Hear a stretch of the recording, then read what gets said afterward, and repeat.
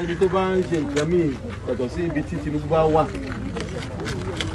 nítorí ọba rí àfaramọ́ àní sọ jù báyẹn lọ so ibi tí. dédé wòyí ẹ̀yin olólùfẹ́ Olúyinká TNT ẹ kú bójú ọjọ́ ṣeréṣe dáadáa ni mo bá yín.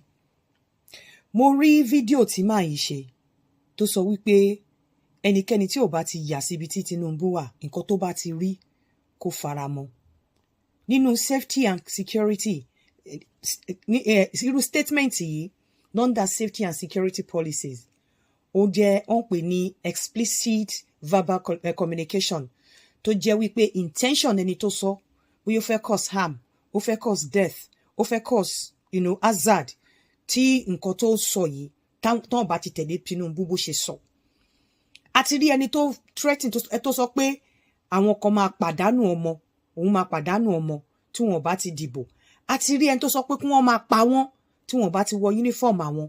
àti rí ẹni tó sọ pé òun gbébọn dání. àwọn èèyàn ló ń sọ under comment section wípé APC ni wọ́n wà èmi ò mọ̀ bóyá APC náà wà mo ṣáà gbọ́ statement yẹn but mo mọ̀ wípé ẹni tí eléyìí ń sọ ń bí bàbá Tinubu APC ni under APC ni wọ́n wà. in tí mo fi ipò ń fa kínní gbogbo ẹ̀yin tẹ́ bá mọ orin kọ dáadáa gbogbo ẹ̀yin tẹ́ bá mọ̀ wípé ẹ mọ orin kọ dáadáa tẹ́ dẹ̀ mọ̀ wípé ọ̀rọ̀ Nàìjíríà ń bà yín nínú jẹ́ ó ń kọ yín lóminú ṣe rí àwọn people yìí tí wọ́n ń lọ tó ń coerce àwọn èèyàn yìí tó ń sọ̀rọ̀ àwọn ọ̀rọ̀ tó ń threaten àwọn èèyàn yìí wọ́n understand ó dà pé orin tí wọ́n máa ń kọ yìí ó ti kó sí wọn lórí. On your mandate we shall stand Tinubu ó yàtọ̀ sí on people's mandate you shall stand. Tinubu shall stand on people's mandate. Ó yàtọ̀ sí on your mandate we shall stand Tinubu. Or Tinubu we shall stand on your mandate is different from on people's mandate Tinubu shall stand. Bó ṣe yẹ kó wà nìyẹn. Ṣé rí àwọn nǹkan tẹ́ ń rí? Wọ́n gbébọn, mo níbọn lọ́wọ́. Tẹ́ bá gba oúnjẹ tí tẹ́ bá dìbò fún mi, ikú máa pa ọmọ yín. Tẹ́ bá ti rí wọn, ẹ máa pa wọ́n. Those are the people standing on Tinubu's mandate. The same òyìnbó ni, but different meanings ló ní. Àwọn tí wọ́n stand on Tinubu's mandate, that is presentation wọn òun lẹ ń rí yẹn.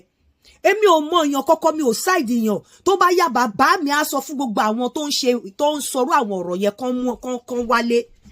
Àwọn tó ṣe rí attitude on your mandate we shall stand Tinubu attitude yẹn lẹ ń rí.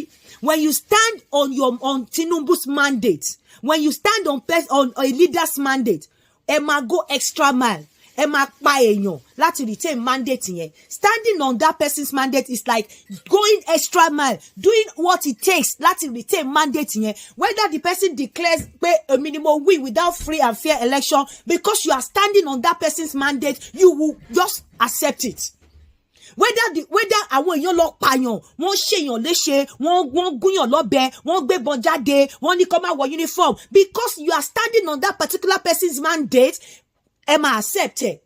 But when it is other way round, when the person is standing on people's mandate, ìtumọ̀ ẹyọkan ló ní fair and free election without stress, peaceful election without stress, electoral campaign without stress. When the candidate is standing on people's mandate, people will determine the fate of the candidate. People will determine the victory of the candidate. But when people are standing on the candidate's mandate, people will go extra mile for the candidate to retain power. Lára ẹ̀ lẹ́ ń rí yẹn irú èyí tó wá sọ nísìn wípé ẹni tí ò bá tẹ̀lé Tinubu nǹkan tó bá ti rí kó faramọ́ because you are standing on Tinubu's mandate. Ẹ lọ yí orin yẹn padà. Tinubu should be standing on people's mandate. People should determine Tinubu's victory. People should determine whether Tinubu is returning to the office, not the other way around. Because torí pé ẹ ń kọ on your mandate we shall stand. Òun lè rí táwọn èèyàn ṣe ń gbébọn, táwọn èèyàn ṣe ń pààyàn, táwọn èèyàn ṣe ń sọ pé dandan. Go and study, go deeper. Only deeper meaning. On your mandate, we shall stand. Yes, people will retain your mandate either by crook or by cook. On people's mandate, Tinubu stand. That means only people can determine Tinubu's faith. Only people can determine Tinubu's fate. Only people can determine Tinubu's victory. But when people are standing on Tinubu's mandate, only ṣe gbogbo wàhálà tẹ́ ń rí. Oni wọ́n ṣe ń threaten, wọ́n ṣe ń sọ pé àfipá, wọ́n láti gbà by force, wọ́n láti lo ìbọn. When people are standing on the governor's mandate, wọ́n láti pa èèyàn to put the governor there. Even kó má sí election, kí governor yẹn wo bọ́ síta kó sọ wípé yes, I'm the winner, because people are standing on the governor's mandate, wọ́n máa accept it. But when the governor is standing on people's mandate, people will determine who will be their governor. People will be allowed to pick their own leader. People will be allowed to make their choices. But when onite nkoye, ó ti ń lọ sínú ọpọlọ àwọn tó fẹ́ di governor, àwọn èèyàn tó wà lórí wọ́n ti ń wò pé kàkà kékú má jẹ sèse, because you are standing on your governor's mandate. You are standing on your president's mandate. The president is supposed to stand on your mandate. The governor is supposed to stand on your mandate. When they are singing, it's supposed to be on people's mandate, Bola stand. On people's mandate, Bola stand. On people's mandate, Bola stand. Not on your mandate, which you cannot stand on people on your president's mandate, and you expect pé kí wàhálà má ṣẹlẹ̀. Ó ti ń get into their heads, wọ́n ṣe ń threaten àwọn èèyàn. You should not coerce people. You should not force people. People should be allowed to pick their own leaders. People should be allowed to make choices. People should be allowed to say, they should be allowed freedom of expression. Ewele yin si o bota on threaten because he is one of those standing on Tinubu's mandate. Ba mi ni Tinubu, èpè yìí pọ̀, kì í ṣe dandan ni. Tẹ́ bá mọ̀ wípé you are standing on people's mandate. Not people standing on your mandate. You want to serve people. People should choose you to serve them. You are not going to force yourself on people. You are not going to coerce you must be there. No, because if you do that, that means they are actually standing on your mandate. But if you know you are standing on people's mandate, you allow people to choose you. You allow a free and fair election. You run away from rigging. Láti má bà orúkọ ara yín jẹ́. Tí ìjọba ò bá ṣe. You pack your things and go back to your house. Ọlọ́run kó jẹ́ kẹ́ gùn lẹ́mìí, kẹ́ dàgbà, kẹ́ dògbó, kẹ́ fọwọ́ rọrí kú. Kò ṣe pé bóyá kọ́ta yín kú lẹ́nìí kó tún máa fi èpè sí yín lọ sọ́run. When people stand on your mandate, that would happen. You should stand on people's mandate. People should choose you. Don't choose yourself.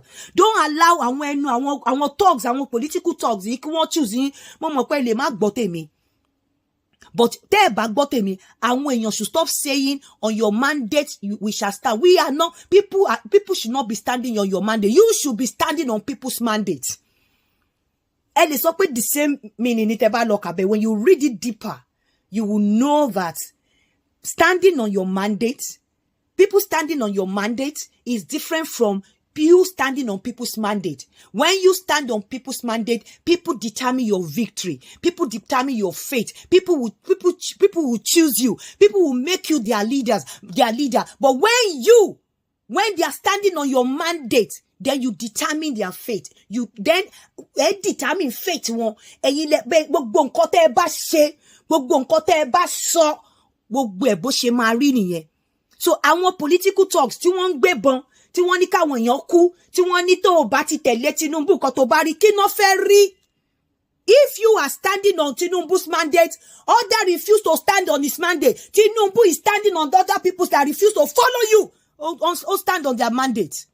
Ẹ̀yin èèyàn torí yín bá pé, tọpọlọ yín bá pé, go and change that song so that maybe àwọn tí orí wọn ti gbálẹ̀ torí wọn ò fa epo, tí wọ́n bend, tí wọ́n feel wípé by crook, by force, because they are determined to stand on Tinubu's mandate. They are vowed to stand on Tinubu's mandate. Wọ́n lè máa bẹ̀rẹ̀ sí ní change pé we are not standing on Tinubu's mandate. Tinubu is standing on our mandate as a people. Tinubu is standing on our mandate. We will choose Tinubu. We will choose our leader. He is coming to serve us. We are not serving him. Why should we be standing on his mandate?